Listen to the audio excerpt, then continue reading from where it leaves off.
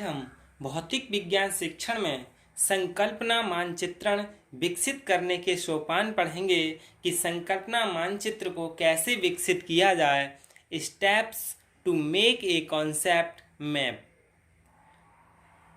यानी हम सब किसी न किसी प्रकार का मानचित्र अपने मस्तिष्क में उत्पन्न करते हैं, क्योंकि कोई कहानी सुनाए तो उसका क्या है, अपने मन में एक कॉन्सेप्ट यानी मानचित्र बना लेते हैं।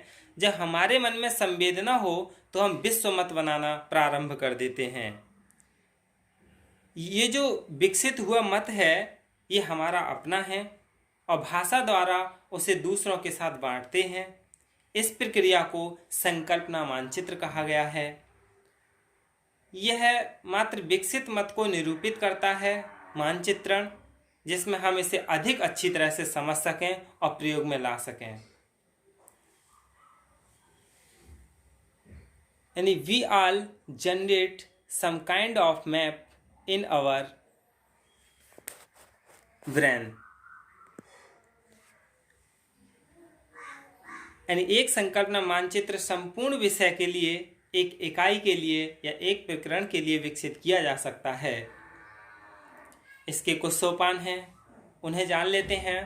पहला सोपान है make a comprehensive study of the topic और topic on which to develop a concept map. Select 10 to 15 sovereigns from it and identify the central idea among them। यानी जिस विषय या प्रकरण पर संकल्पना मानचित्र विकसित करना है उसका व्यापक अध्ययन कीजिए, यानी उसे पहले पढ़ें।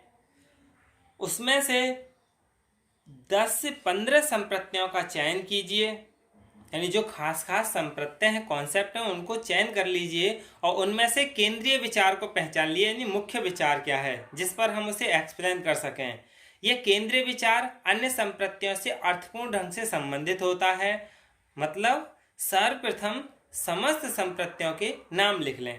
तो पहले स्टेप में क्या करते हैं, सभी जो मुख्य हैं उनके नाम लिख लेते हैं। जैसे एक एग्जाम्पल तौर पर समझ लें, हम प्रकाश संश्लेषण किसी के लिए पढ़ाना चाह रहे हैं तो उसे कहानी रूप में ना बताकर कैसे उसे डायग्राम के रूप में समझाया जाए, और जो रेखा या लाइन के माध्यम से डायग्राम बना करके समझाते हैं उसे ही संकल्पना मानचित्र कहते हैं। तो इस थ्योरी का संकल्पना मानचित्र कैसे बनाया जाए, इसके लिए सबसे पहले स्टेप में क्या किया जाता है, इन सभी जो नाम है मुख्य संप्रत्यय उनके नाम लिख लिए जाते हैं। जैसे प्रकाश संश्लेषण, रासायनिक ऊर्जा, सौर ऊर्जा, हरे पौधे का हरित लवक, प्रकाशिक पद, जल, हाइड्रोजन, कार्बन डाइऑक्साइड, अप्रकाशिक पद, ये सभी क्या हैं, लिख लिए जाते हैं। फिर स्टेप 2 में क्या होता है, इन संप्रत्ययों के अलावा यदि कोई विशिष्ट तथ्य यानी कोई और मुख्य तथ्य हो, उदाहरण हो जो छात्रों के सीखने के लिए अनिवार्य है, उसे भी लिख लें।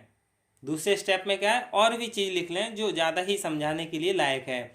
फिर क्या करते हैं, तीसरे स्टेप में चयनित संप्रत्ययों की तालिका में से प्रमुख संप्रत्ययों को पहचानें और उसे सबसे ऊपर लिखें। यानी जो मुख्य है, तालिका में प्रमुख शब्द है, उसके लिए सबसे ऊपर लिख लें। जैसे प्रकाश संश्लेषण, इस पूरी जो हमने स्टेप पहले वाले में लिखे थे सारे पद, उसमें से मुख्य पद क्या था, प्रकाश संश्लेषण था, उसके लिए लिख लिया।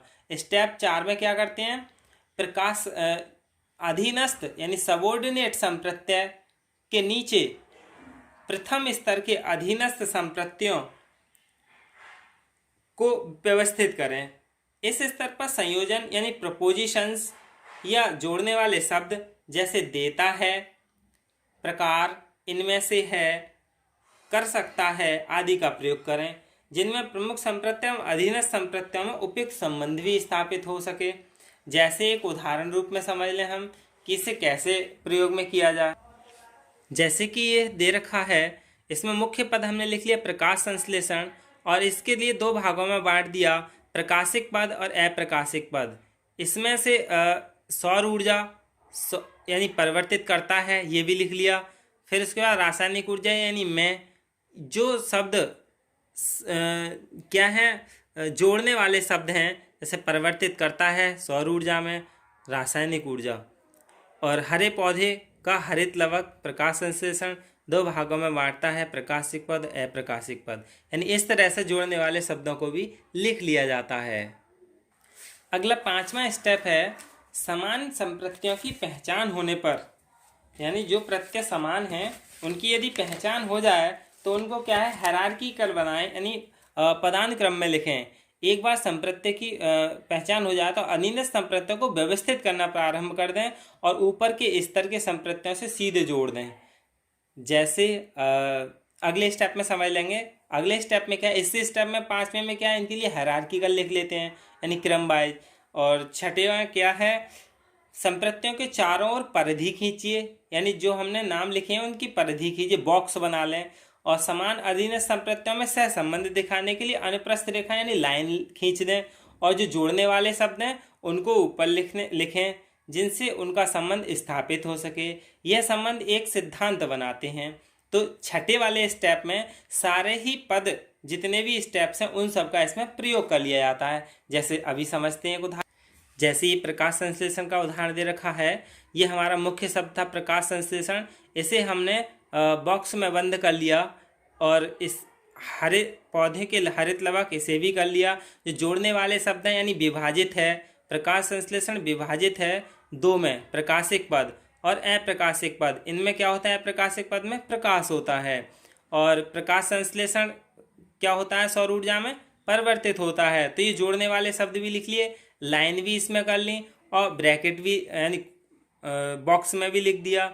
सौर ऊर्जा में यानी जोड़ने वाला शब्द लिख दिया यानी रासायनिक ऊर्जा में भी परिवर्तित हो जाती है। तो ये क्या है प्रकाश संश्लेषण।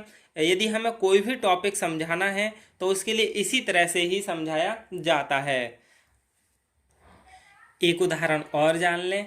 जैसे हम किसी बच्चे के लिए पानी संबंधित संकल्पना मानचित्र बनाकर समझाएं तो क्या करेंगे, हम उसमें मुख्य शब्द ढूंढ लेंगे क्या है पानी, और उससे संबंधित जितने भी शब्द हैं उनके लिए चारों ओर लिख लेंगे और लाइन यानी रेखा के द्वारा उनके लिए प्रदर्शित कर देंगे। और जो मुख्य शब्द हैं उनको गोले में लिख देंगे। जैसे पानी से भाप गैस, बर्फ ठोस, नदी जल तरल, पौधे, पशु, मानव और भाप गैस, ये सभी लिख लिए। इसके बाद हम इन्हें जोड़ने वाले शब्द यानी पानी, इनसे मिलता है क्या बर्फ ठोस, और इनसे जीवन मिलता है किसे, मानव को, पशु को और पौधों को, इनसे क्या है जीवन मिलता है। और पानी से क्या है बर्फ ठोस मिलता है, भाप गैस मिलती है, नदी जल तरल भी मिलता है। तो क्या पानी संबंधित संकल्पना को हम मानचित्र द्वारा समझाने का एक पद है, इसके लिए इसी तरह से बनाया जाता है। और इसमें एक और विशेषता है कि इनमें कम से कम गोले बनाए जाएं, यानी कम से कम गोले में बनाया जाए, कम से कम ही इनके समझाने के डायग्राम हो ताकि बच्चे अच्छे से समझ सकें। धन्यवाद।